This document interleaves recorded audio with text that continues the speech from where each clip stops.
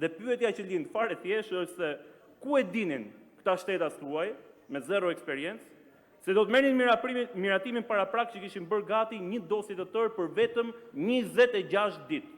Njerëz janë me zero eksperiencë, nuk kanë asnjë lidhje në shtetin tonë dhe janë totalisht anonim, mjafton po të futeni dhe në Google. Të vetmet info që gjeni janë përfshira në skema mashtrimi dhe lidhje me njerëz që janë dënuar me burg për vjedhjen e taksapaguesve europianë.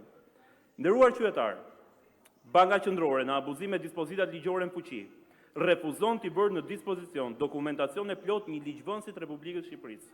Ndërkohë që në vend është licencuar një bankë digjitale, e them, jo vetëm e para në Shqipëri, por e para në rajon, vetëm duke analizuar të dhënat e një individi të vetëm. Sot pronari i bankës së parë digjitale në Shqipëri, pas portele fizike dhe me ofruesin e shërbimeve të regjistruar në Durana Tech Park, është një individ që parat i bën si spekulant. Të paktën, këto informacione jepen në disa platforma dhe prandaj kam kërkuar Bankës së Shqipërisë të bëjë transparencën e duhur.